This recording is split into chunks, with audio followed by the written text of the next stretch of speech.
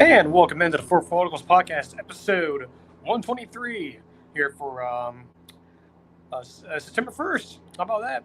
2025, high atop a cool Jacksonville, Florida, here on this, the last hour or so of the first day of meteorological fall. How about that? I know it's not technically the official first day of fall, but in the world of meteorology, today is the first day of fall for us, and that goes all the way until December. A lot of things to discuss. Of course, there's our reaction to week one. It was yesterday. We spent 30 minutes or so on that.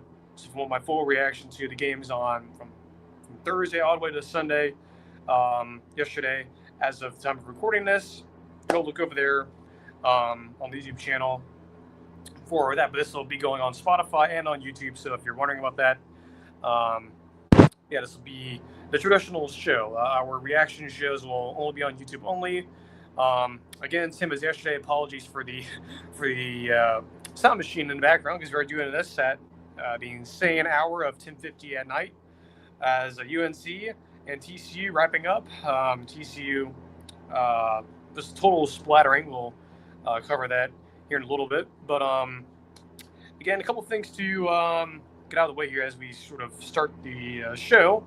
Number one, be sure to subscribe to the channel. It's free. Nothing happens. I don't force you guys to sign up for anything. There's no Patreon page or anything like that. I don't ask for your guys' money. It's all free. This show's free for you. So be sure to do that. Subscribe on podcast feed, YouTube channel, X, Twitter. Make sure to be following over there, and in conjunction with the podcast feed and the YouTube channel. So be sure to do all that. And that's all I ask for you guys to do. So, it doesn't require any money. So I'm not to pay a wall or anything like that. This show is completely free. So I'm going to get some water real quick, and then we'll jump right into TCU UNC reaction. The game's still going on, but it's a splattering regardless. So we shall. That's why I decided to start the show now instead of just waiting until a little bit later to talk about it.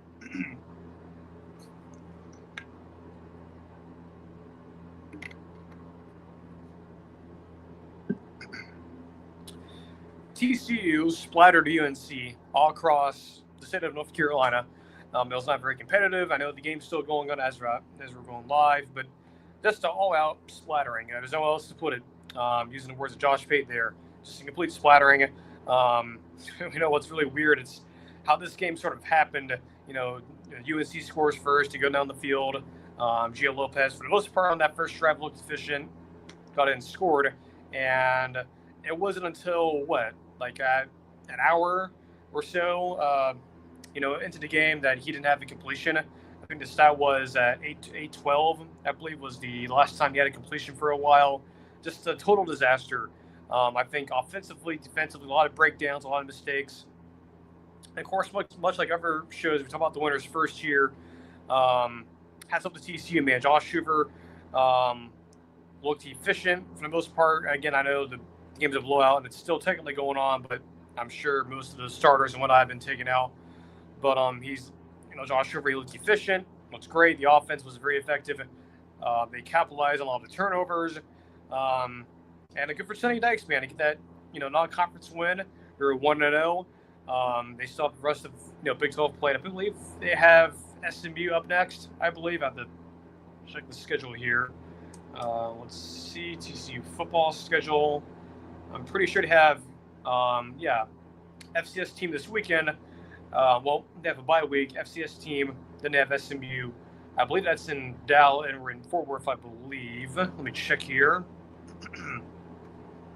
Scroll down a little bit. Yeah, that's in Fort Worth. So they get the bye week in between this and their FCS team. And then they have SMU and then Arizona State down the road. And if you're a TCU fan, if you're living in Fort Worth, Dallas, Plano, Texas, those areas, if you, I'm assuming you're going to beat Abilene Christian. You get SMU at home, so you have your home crowd there.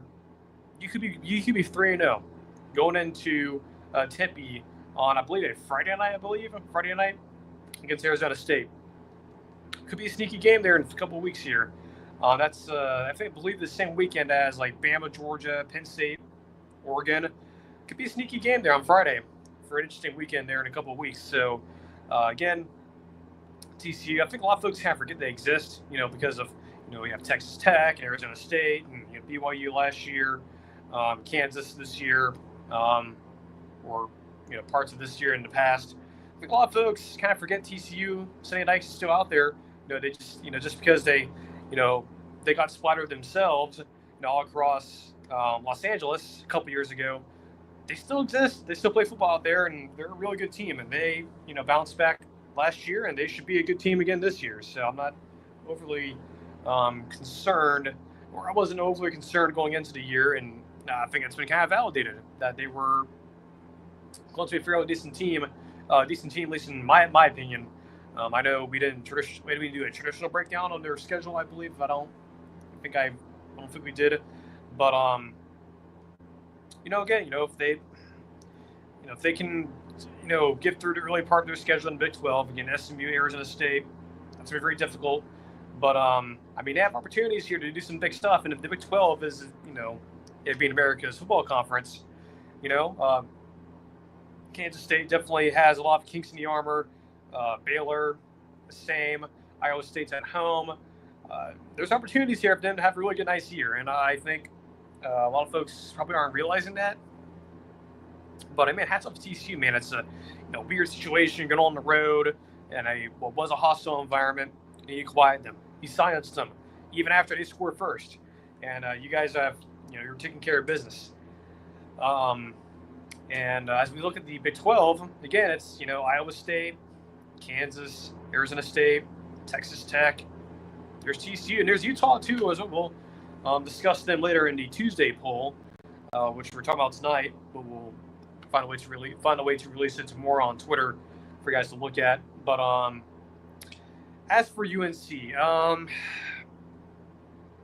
we came into this year. We did our team record projection for them back a long time ago. Much like a lot of other folks, kind of echoing a little bit what Josh Pate's saying as well, is I don't know. I wasn't really sure how to feel about TCU. For UNC, North Carolina under Bill Belichick. There was some general excitement, it's the name Bill Belichick and whatnot, and just the aura he kind of brings in with the history and whatnot, and him being an accomplished NFL head coach. But there was also a portion of the apparatus of college football, and me included, and some other folks, were a little bit more skeptical and very much so nervous about how this is going to go. And I still feel that way. Well, I was going to feel that way regardless of what happened tonight. And I think my concerns, at least after one game, have been pretty much validated. This was a coaching mismatch. I think we talked about this in the preview on Tuesday last week. I felt like there is a massive coaching mismatch here. A guy who is, experiencing the NFL but hasn't coached in college at all, pretty much, and then versus a guy who has coached in college, and Sonny Dykes is doing it for as long as most of you listening to this show have been alive for, up to including me. Just a coaching mismatch overall. That's something that we detailed last week, and that has sort of came true. It was just a total coaching mismatch in terms of college football. And I think why people like me, Josh Pate, were so worried about this whole Bill Belichick experiment is that college football is different, man. The evaluation process, the roster retention, there's so many different things about it. You can say all this stuff about, they brought in, Joe Lombardi and all this and that, and, it's a no-nonsense, organization or program. I don't care. Like, any of those tactics that any of those guys, like Lombardi, Belichick, Freddie Kitchens, any of them, his son Steven, think, this can, just because it worked in NFL means it's, guaranteeing success in college. No, it's not, dude. And I think you found out tonight that the NFL and college are two different things. The talent level, the talent gap is severely larger than the NFL. And look, I don't care what anyone says. I don't give a crap about, anyone can tell me, well, their schedule is pretty manageable and, they can get back on track. Sure, cool. I got water for my fridge today.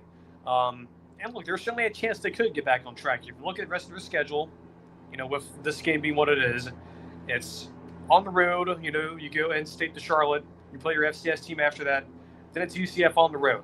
I know UCF looked just as bad or equally worse than UNC tonight because UNC is actually playing a team with pulse than Jacksonville State. But it gets rolling in a hurry, man. You get UCF on the road, Clemson, you go on the road to Cal on a Thursday night, I believe. And, all these teams are after this schedule. Virginia, Syracuse, they could beat you. You could win most of these games, But if this is a trend, and we're going to continue to see this team and this program trot out there and look completely disorganized, undisciplined, sloppy, then this team could very well be going to the worst case scenario from what I have for them, which we'll look up here. Let's see if I can pull it up here. Where is it? It should be on here, but anyway, all doesn't matter. Still, I mean, the worst case scenario was the worst case scenario, and this is kind of what I feared was going to happen.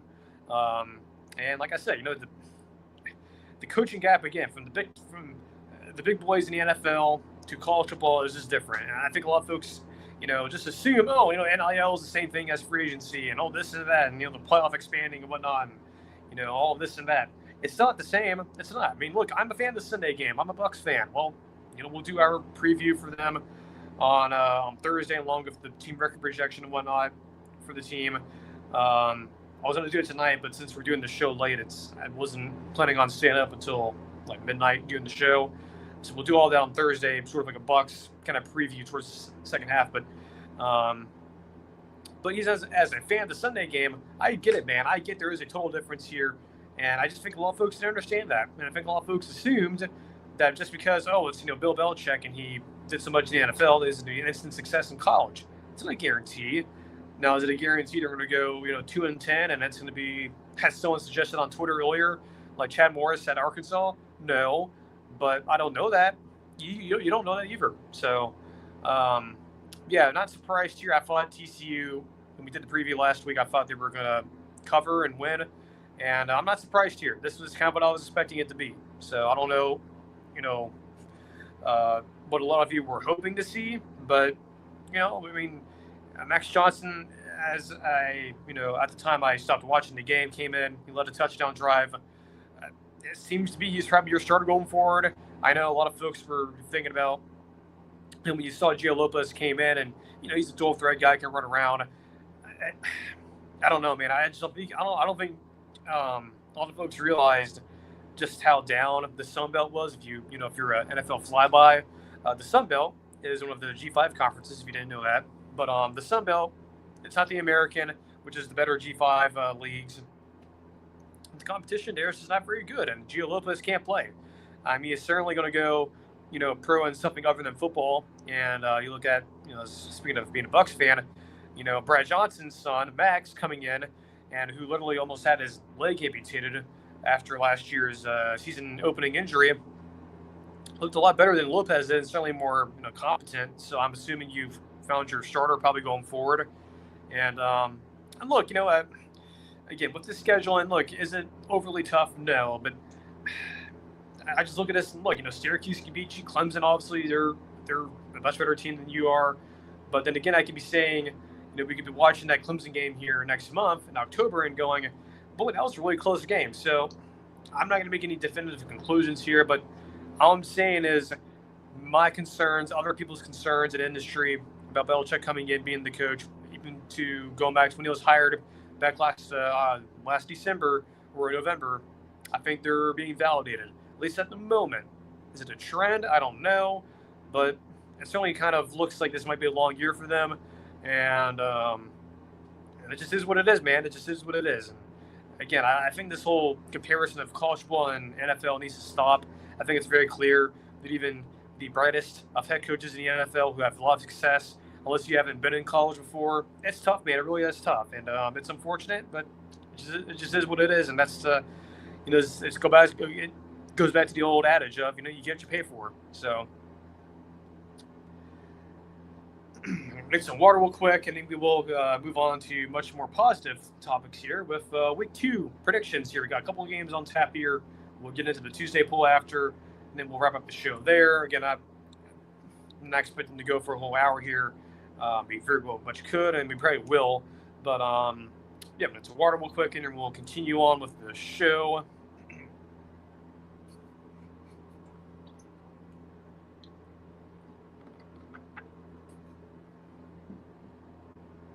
And again, as we, we're about 15 minutes into the show here. Thank you so much for tuning in here. I know it's pretty late. We don't usually do night shows like this. Who knows, man? This might be something new we can start doing. Who knows? It doesn't bother me, but definitely more or less prefer the shows during the day. But hey, nothing wrong having a late night show and burning the midnight oil and whatnot. And this is something we're trying new. Again, unfortunately, the schedule end of last week and this week's really weird, so we couldn't do a normal Tuesday show. So it is what it is. We'll be back on schedule hopefully down the road, but besides any tropical trouble that we may have in between now and November, the schedule should be fine for the most part going forward. But thank you for tuning in. Again, if you're listening to this live, the show's not over, but we're still, well, at least if you're live on YouTube, the show's not over. For Spotify, our Spotify friends, obviously you'll be listening to this tomorrow morning, Tuesday, so you'll have a Tuesday show. But thank you again for tuning in. If you're listening to this live on the replay, again, make sure to subscribe. Can I emphasize it enough? Just do it. It's free.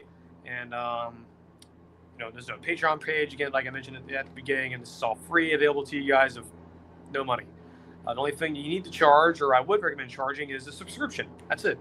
And you need to like the videos when we do individual videos or pre-recorded shows, if need be. Week 2, got a couple of big games here to preview. Oklahoma, Michigan. This is the 7:30 game on ABC. I believe it will be Reese Davis and Kirk, the same folks calling the game on ESPN because Chris Fowler is doing tennis, U.S. Open, so he will not be available for this game. But will be Herbie and Reese, and among others. Peter Herbstreit probably be in the booth somewhere at some point. This game is in Norman, so it'll be on the ACC, the SEC on ABC, Saturday Night Football. Oklahoma, 42 FanDuel is a 5.5-point favorite. I think that number has risen up just a little bit over the summer since last time we checked it. But this is a huge game. Again, it's Saturday Night Football, and it's under the lights here in Norman. First real big test for either of these teams, Michigan or Oklahoma. Great helmet game, by the way, too. Much like last year's, Texas-Oklahoma or Texas-Michigan game. Hopefully it's more competitive than that game, but we'll get to the final verdict here in a minute. What are the keys to the game here? Let's start with OU. I think it's pretty clear. Offense needs to start fast and hold. Did watch a little bit of the highlights from their game. I believe it was against their G5 or FCS team. I believe it was FCS. From what I saw, John Mateer looked pretty good. It's very much still kind of a vanilla offense. With, him and Ben Arbuckle coming over from Washington State. I think the interesting thing here is for them to start fast. You can say all the stuff about John Mateer all you want. He's a great dual threat quarterback. He looked good last week. But I was against a G5 SCS opponent. Definitely not the same quality that you're going to face in Michigan or let alone any team in the SEC. And the question has been for John Mateer is how does he look against any of those opponents. Now, people said the same thing about Cam Ward, and he looked fine in the ACC. So there's that. But then again, John Mateer's not Cam Ward. At least I don't think he is. But there's always a chance that he could, pop off on Saturday, and the offense starts really fast, and they build a lead, and it's possible, but it's also possible that Michigan, with a veteran D coordinator in the NFL and recently in the college, Wink Martindale, has something up his sleeve. Very much so could, but we'll see. But just something to think about for OU. There's the first key here is to start fast, hold, build your lead, and not let it go. Defense needs to emphasize on stopping the run. Justice Haynes, the transfer from Bama, looked pretty good against, I believe who they played. Is it New Mexico State or New Mexico? I don't remember. I think it was in New Mexico. Looked fairly good in a fairly sweet and sour performance there against, it was against the Lobos. Yeah, I forgot was New Mexico State was in the New Mexico Lobos where Tim Beck, or is it Jason Beck or Tim Beck, the Beck offensive coordinator for Utah came from. But and they also need to, on top of stopping the run in Justice Haynes, also confusing Underwood. I think the biggest situation here for this game in general is, to me, is the advantage that Oklahoma has on the defense. We'll get to that here in a moment. But, confusing Underwood here. He's a freshman. He's very young. He's very green. He's very talented. I think with Underwood, the dynamic that he brings in terms of running the football is interesting. It'll be fascinating to see how, certain plays are to break down, and Oklahoma's getting pressure on him. Can he escape and make the play? I think for Oklahoma, it's just, confusing him. And I think Brent Venables can do that. For Michigan, speaking of Bryce Underwood, needs to be confident and not rattled. It's going to be tough, though. It's, you're on the road. Again, as I just mentioned, Brent Venables, I think that's the advantage here. If you were to look at, the coaching matchup here, the chess match, if you will, with Sharon Moore and Chip Lindsey versus Brent Venables. I think Venables he's seen the Chip Lindsey offense before when he was at Auburn back in 2017, so he's really familiar with it. Obviously, it's not the Malzahn version of it, but it's a version of it, and I think Venables he's certainly capable of doing it, dialing up big plays. But for Michigan, you got to handle the road environment, and I think that's going to be key here, and it's going to be tough again, especially going on the road in that environment. Go look at all the past year's games for Oklahoma, even with the last year, even with the Tennessee game, even though you didn't win that game, still a tough environment. It was very loud, even though I wasn't there myself, and even the Bama game you guys won, it was very much so the environment was a contributing factor to it. As I look at this for Michigan, I think the way this would happen here, if Michigan were to sort of pull the upset off here, if they were to actually do this, again, I think it's you have Bryce Underwood be confident, not rattled. You need him to sort of handle the road environment and be able to, I guess, find a way to outbest Brent Venables and that defensive staff there. I think what Michigan, if they were sort of look, if I were to imagine this game, if I'm, picturing it in my head here, I think for Michigan, slowing the game down will be the most ideal way to go about it. Knowing that you're going to be facing a high-powered offense, your defense, well, it's still going to be fine for Michigan. I think, losing guys from your D-line last year, Kenneth Grant and Mason Graham, that hurts. I think the best advantage for you is to slow the game down. I'm not expecting a lot of tempo. I'm very much so expecting it just to be a very slow ground and pound and grind it out, if you will, for Michigan. If you were to have them win the game, I think that's what it to look like. I would imagine the receiver room won't be much of a factor here. It wasn't a factor against New Mexico. It's the same room as last year, which was, again, if you recall, tailored to the Alex Orji, running offense. And they chose to not go in the portal and get players. It was their decision. So, like I said earlier with UNC and TCU, kind of gives you paid for there with your receivers. So I think for Michigan, if they were to pull this off, a slow, grinding game would be sort of the ideal way, like I said, happening here. Again, I think the biggest mismatch here, at least in my opinion, is Brent Venables versus that offensive brain trust there in Michigan. I have nothing against Chip Lindsey or Sharon Moore. I just think Brent Venables is a lot better of a coach than you guys are in terms of being able to call a defense and scheme things up, especially against a young quarterback who's making his first start on the road in a hostile environment. I also think about John Mateer and that Ben Barkle offense. What's it going to look like? How is it going to look like? How will Wink Martindale sort of adjust to an offense that he's never seen before, right? So think of all that being there, the home environment. I've never been to Norman. I would love to go there. The Storm Prediction Center is there. The National Weather Service is there. A lot of things to visit there outside of football. But from what I can tell, looking at games in the past and watching, even the games last year for OU at home, it's still a good environment. It's still a very hostile environment. In Tennessee, to a certain extent, even though they ended up weathering the storm, it was still very loud and very intimidating. Bama under the board last year, they did not. And I guess if you're, Oklahoma, that's the result that you'd hope to get, is the Bama game versus the Tennessee game last year.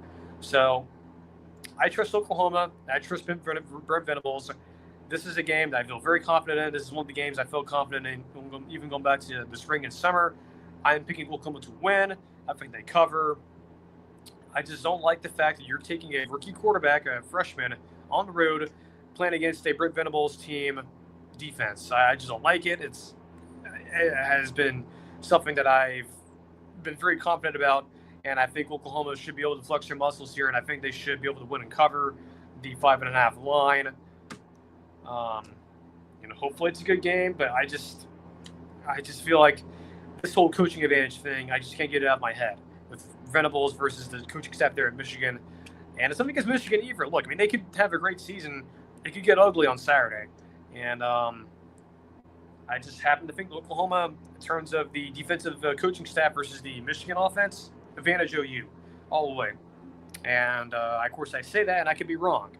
So we'll see come Saturday night when we do our reaction how it looked. Trying to see here if there's anything else I missed. I don't think there is. Again, as we're sort of here landing the show, again, make sure to subscribe, like the stream videos.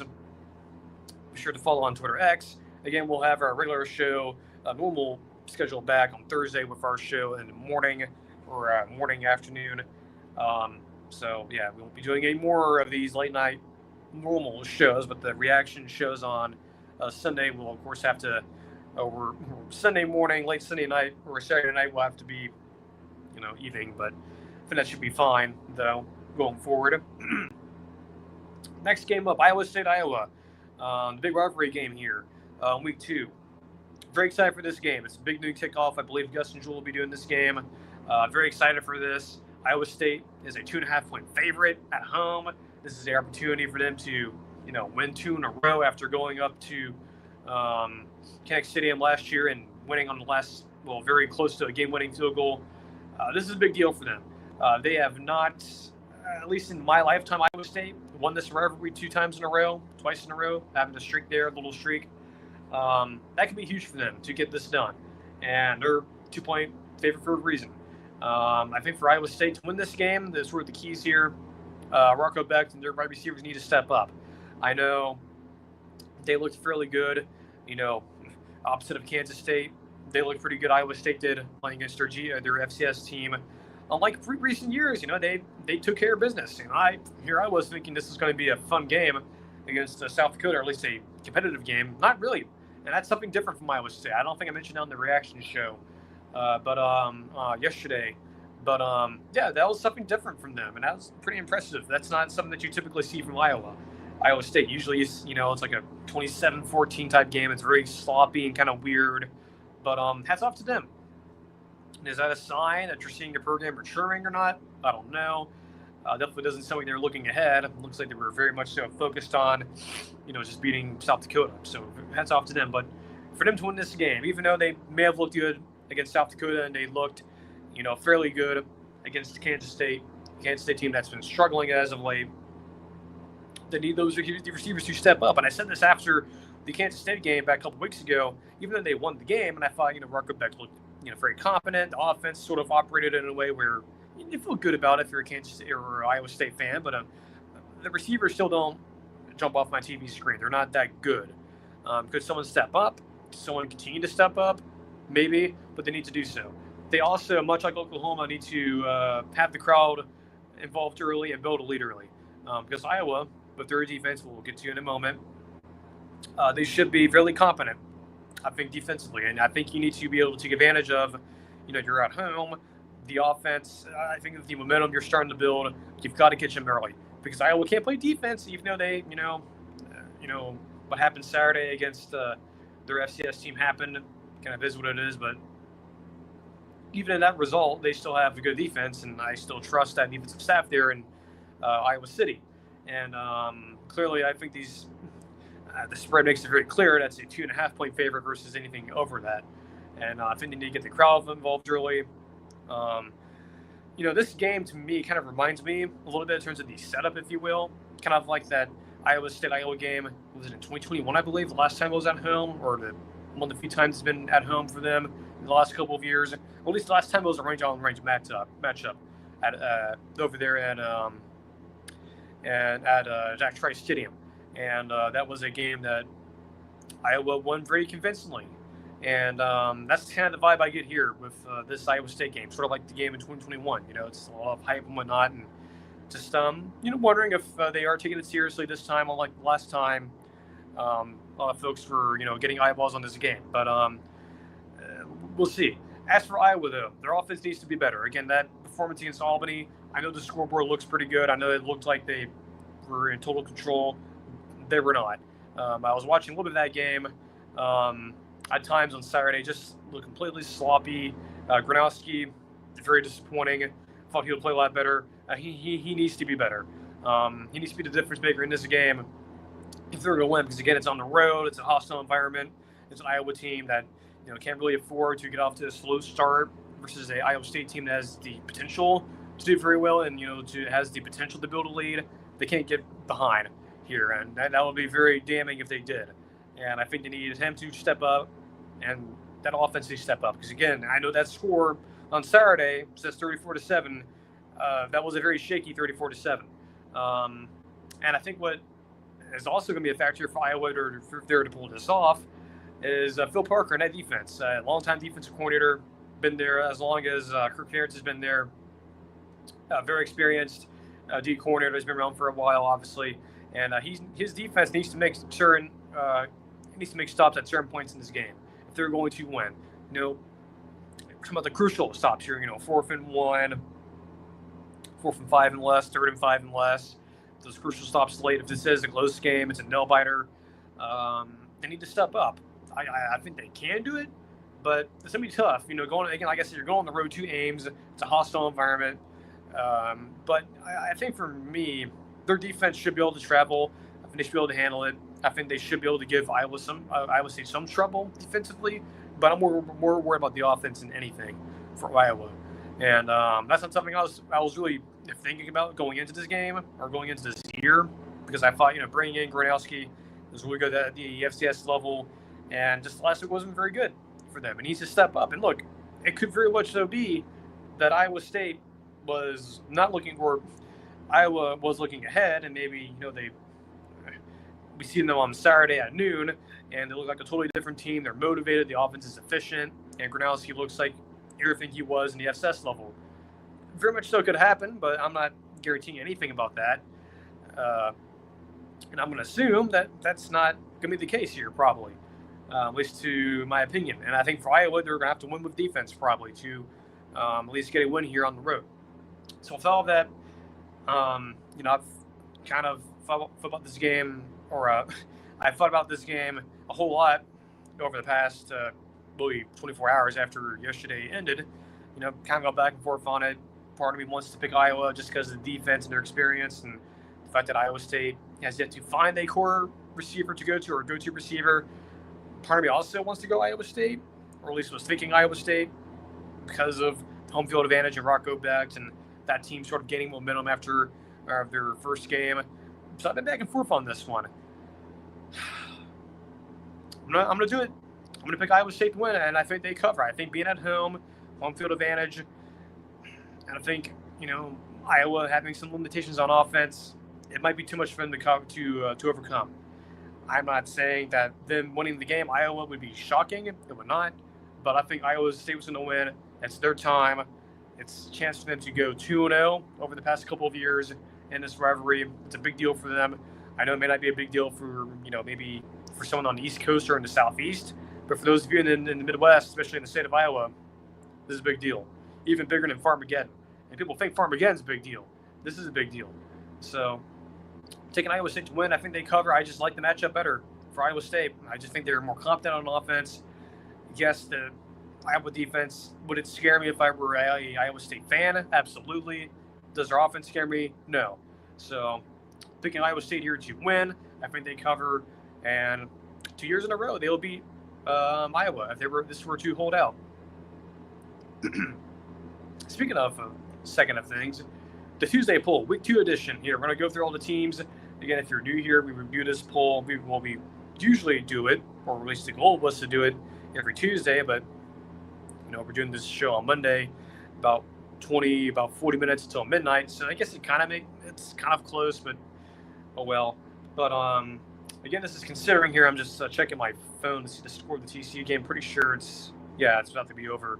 Splattering for sure there in Chapel Hill. So no need to be worried about that at all. So let me see here, get this set up.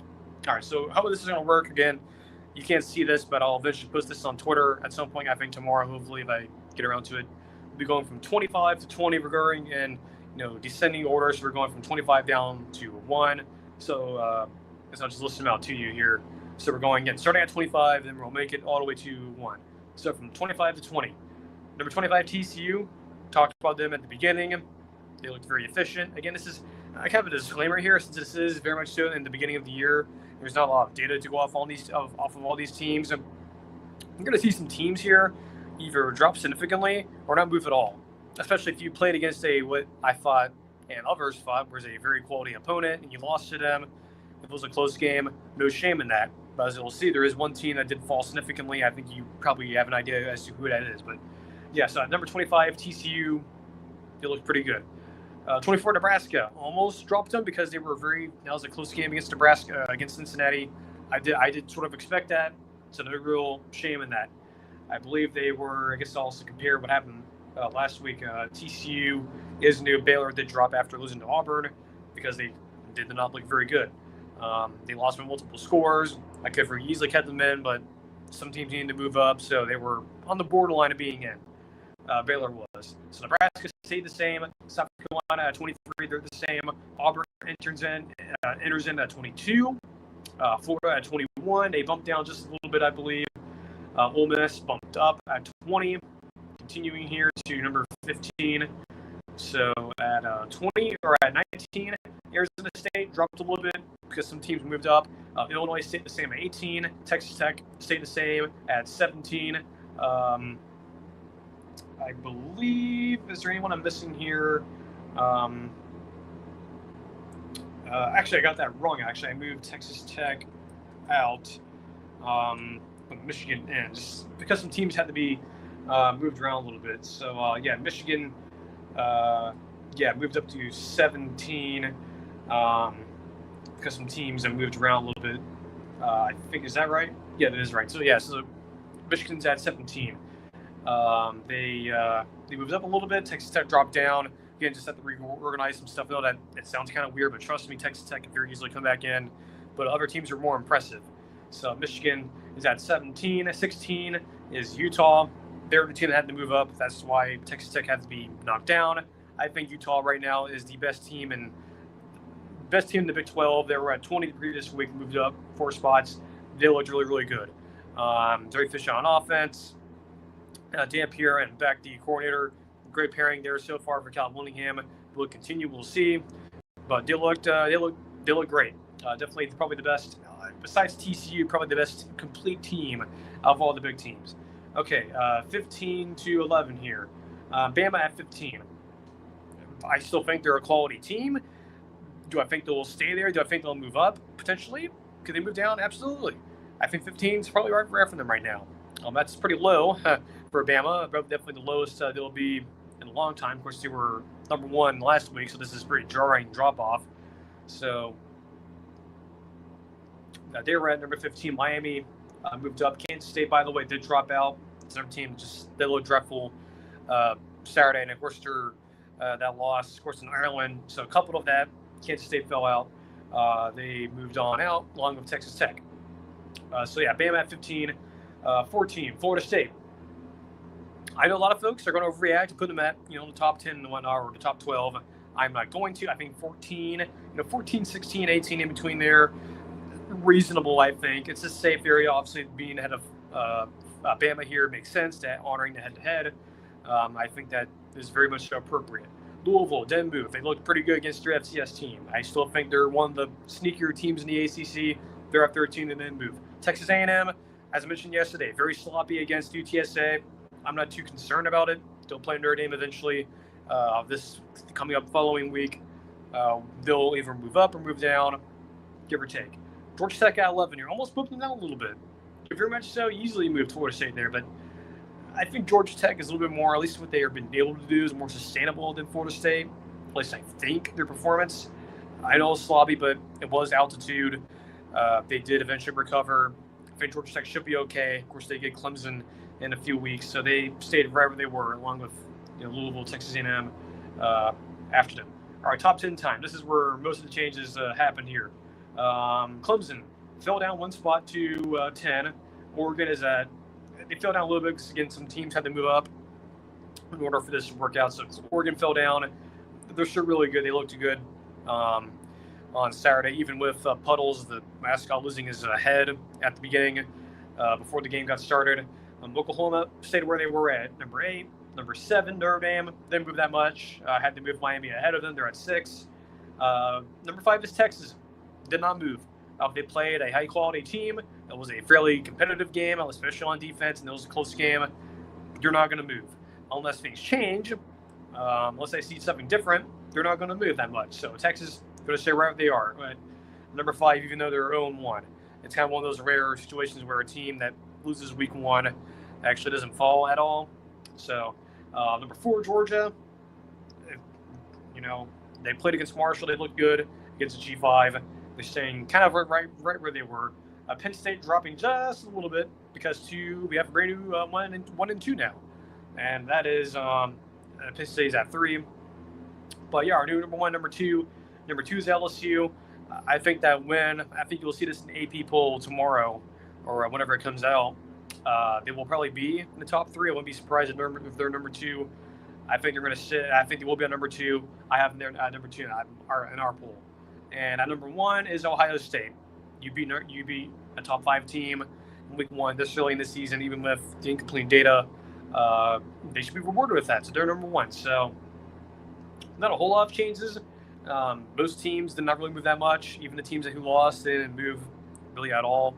In Texas, K-State did not move. But yeah, Bama dropping down to 15. Probably the biggest drop, at least, of staying in the rankings. And of course, Kansas State dropped out, and Texas Tech dropped out as well. So we'll post this tomorrow on Twitter at some point if I remember. And you guys can argue with me in the comment section if anyone who listens to this. So just feel free to do so. And I think that's the show. Yeah, nothing else to talk about. Again, on Thursday we'll do our traditional upset alerts. We'll predict some more games, if you will, I guess, and then we'll do a lot of Buck stuff because the Buccaneers open up this Sunday on the road at the Falcons, and we'll do their record projections and whatnot, and then we'll pick their game actually. So again, apologies for having to the sound machine on, but again, unfortunately, we are doing this late at night, and it's unfortunate. So hopefully you guys can hear me. Hopefully it's not too drowning, but yeah, I had to put it on. Hopefully going forward we'll have to do this as much, but for the last 2 shows we have had to do this, so hopefully you guys will bear with me as we sort of get back to normal here later in the week. So yeah, that's it for the show. Again, make sure to subscribe, like the streams, like the videos, follow me on X, Twitter. So until Thursday, again, normal time. We're not doing this evening thing again, at least for a while. I know the schedule should be fine unless there's any tropical trouble, which again, I'm paying attention to things. There's some stuff in the tropics that are, that could bubble up. I know there's, I don't know if I should say this or not, but there might be some stuff in the Gulf in the future just to watch. I know there's some graphics that are floating out there. That's all I'm going to say about it. I know there's that area in the main development region that they're keeping an eye on, National Hurricane Center. But yeah, there might be some stuff in the Gulf potentially, so just keep an eye on it down the road here in the near future. But yeah, until Thursday, enjoy the rest of your week. Take care, and we'll see you on the next stream.